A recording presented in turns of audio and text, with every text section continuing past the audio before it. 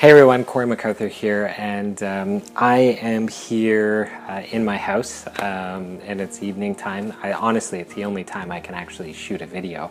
Other than that, I've got 5 kids running around the house, so there's no way I'm shooting a video at that time. But I thought I would come back to you with a quick update on what's going on in the real estate market as it relates to the coronavirus, and just some updates on the economy as well. So recently I put a poll out on my Instagram account, which if you're not following, I recommend that you do. I put a poll out there that asked, should realtors be working in the midst of this COVID-19 pandemic? And 73% of you said that we shouldn't, and the rest of you were realtors. No, I'm kidding. We've been deemed an essential service. That's been deemed by the Ontario government. Our governing body has made it very, very clear. They haven't explicitly told us to stop working, but they've certainly said it is not business as usual. All face-to-face interactions should virtually not happen. They haven't come out and said it, but you shouldn't really be selling real estate at this point in time. It's more if you have clients that have already bought or sold and they are now waiting to close somewhere in the future. You need to help those clients to walk them through this. There's certainly going to be situations where there's delayed closings, particularly as it relates to builders, as a lot of subtrades have been deemed to be non-essential. So builders are now not going to hit the timelines that they need to hit. There might be delays elsewhere, whether it's from a funding standpoint for people who have potentially lost jobs that are now in a situation where the bank is saying, listen, if you're not employed, we are not going to fund this mortgage. You should ask for an extension on that. I've heard of a situation for a seller who was supposed to go into an old age home who actually couldn't go in because they were not accepting anybody in. Nobody was going in or going out except for the absolute necessity. So they had to delay their closing. So there's this whole ripple effect that we need to help clients through.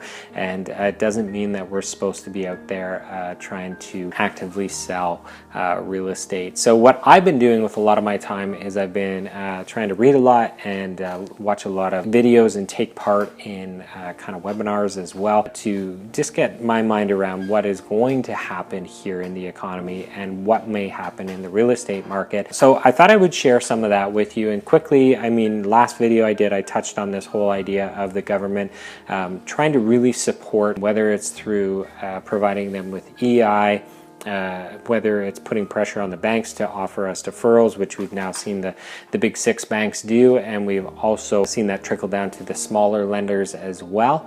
And what I would add to that is this idea of deferral on your mortgage payment. It's awesome for those of you that actually need it, and the majority or a large portion of Canadians are going to need that program because they may not be able to pay their mortgage payments. And we don't know how long this may go on, but if we look at other countries that are now starting to come out of it, I think it's easy to see that this could be a 3-month kind of hold on things where the economy is just kind of shut down and people aren't working. So deferring a mortgage may be something that is really, really necessary. So with this 6-month deferral, you are essentially kicking the can down the road, and they're going to charge you interest along the way. So it's not free.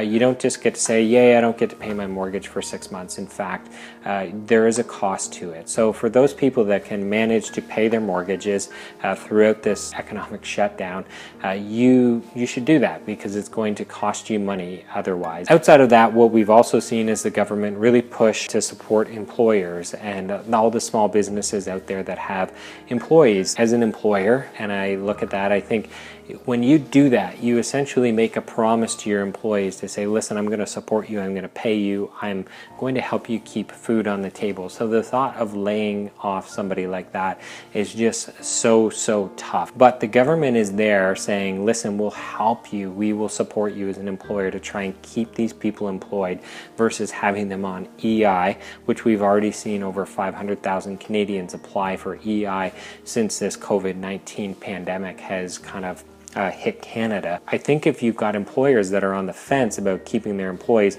something like the government coming alongside of them and partnering with them to keep those people employed and support them financially is going to make a huge difference to those employers, because the last thing they want to do is lay people off, especially small businesses where the person that owns the business and is making that decision is also the same person that's sitting in front of that employee telling them that they are laying them off during this time. So as more and more information comes out about what our government is doing for our economy and from the health side of things, I have to feel super grateful for how proactive our government has been. And you know, when I look back to 2008 and I look at how well the Canadian government handled that economic recession and how well Canada came out of that, I mean, I remember thinking at that time how grateful I was for that, especially when I compared our country to the United States. It took so long to come back from that.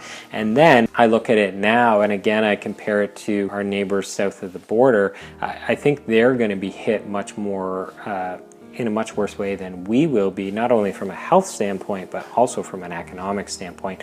I feel like our government has done such a good job of being proactive on getting out in front of these things. And don't get me wrong, it's not like the future is a super clear picture of where we're going to be. It's still very uncertain and up in the air. But I would say that I would have to feel very positive and very fortunate to be living in the country that I do and how our government has dealt with this. So there's not a huge update there on what's going on, other than I would say the real estate market is basically shut down for now. Now I take it as my opportunity to get some projects done around the house, hang out with my family.